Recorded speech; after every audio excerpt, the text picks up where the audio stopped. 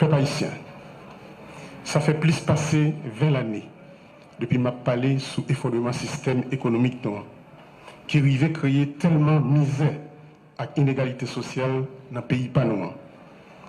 Et en 2016, les m'a sorti dans le Parlement, ont été annoncé combat sous gros défis, problèmes économiques et inégalité sociale. Moi, j'ai sonné l'ambition pour ça pas arriver dans le chaos cannibale, ça n'a vivre jeudi. Côté, certains monde qui dans le secteur économique et politique, ils mettent des armes dans les jeunesse pays, puis ils fait, ça ils connaissent, pour détruire la vie avec bien, pour faire action et traîner nous dans la honte ça que nous vivons jeudi. Jeudi, quand on ça nous arrive là, on kidnappé, femmes violées, un pile monde perdit la vie avec bien, un pile monde courir quitter le pays, puis aller prendre refuge dans l'autre pays. Ces conséquences violentes.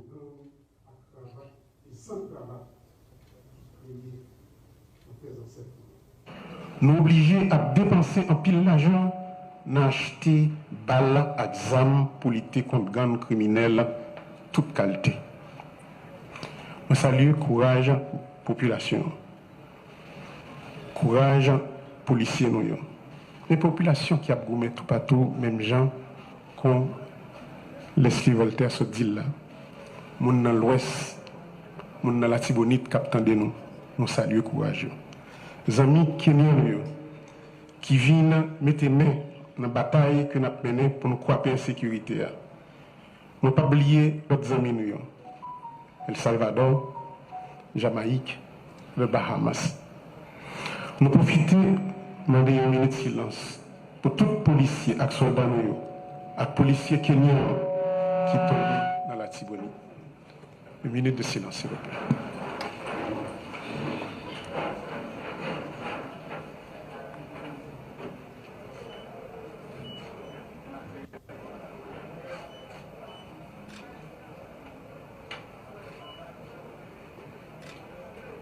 Merci beaucoup.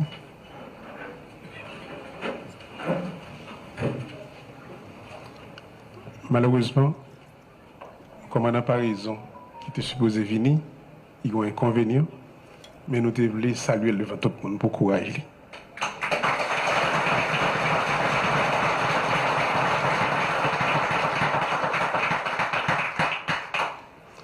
Notre pays est en guerre aujourd'hui.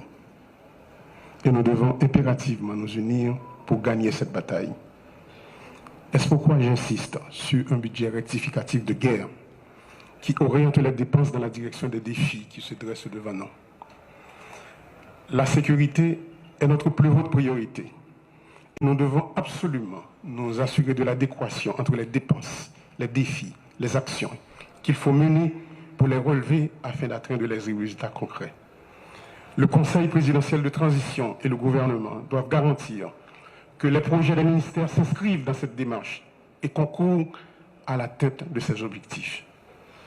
Dans le cadre de ce budget rectificatif, il faudra mobiliser les moyens qui permettront à l'État de satisfaire aux besoins de relèvement engendrés par les dégâts causés par l'insécurité sur les plans économiques et sociaux.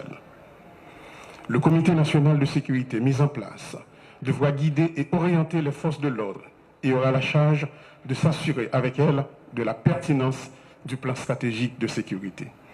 Parallèlement, il y a lieu de veiller à l'opérationnalisation, au renforcement et à l'harmonisation des services de renseignement à travers l'activation du décret portant création de l'Agence nationale d'intelligence.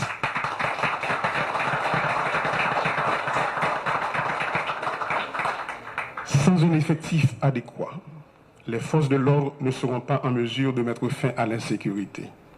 Fort de ce constat, cette année même, plus de 3000 recrues seront formés pour combler le déficit en nombre de troupes sur le terrain, au niveau de la police et au niveau des forces armées d'Haïti.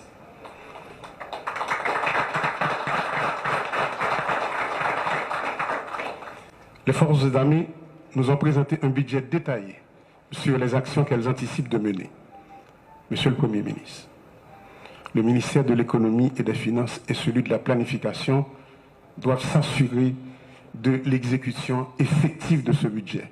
Nous ne sommes pas en temps normal, il faut agir dans l'urgence pour éradiquer la violence.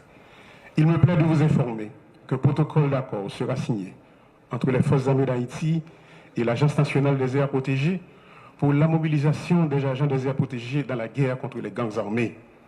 De plus, les démarches sont en cours pour un support aérien et maritime de façon à mieux protéger nos frontières maritimes et terrestres.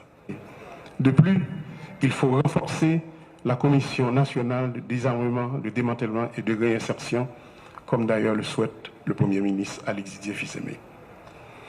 Ma passion et population, que nous sentis douleur, souffrance, désespoir, monde qui perd famille, caille, travail, famille qui subit viol. Nous avons gourmé pour mettre fin dans ça et pour nous accompagner.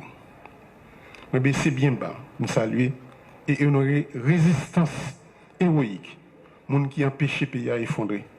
Producteurs paysans, Madame Sarah, artisans, chefs d'entreprise honnêtes, fonctionnaires l'État, policiers et militaires honnêtes, organisations sous quartier. Je profiter pour inviter tout le monde pour nous entrer dans la bataille contre la sécurité. Il n'y a plus de place pour les divisions. Il faut s'unir pour gagner la lutte contre l'insécurité. Au nom du Conseil présidentiel de transition, je renouvelle mon engagement pour établir la paix. Nous devons redonner l'espoir et jeter les bases d'un avenir de stabilité, d'équité et de prospérité partagée pour tous les fils et toutes les filles d'Haïti.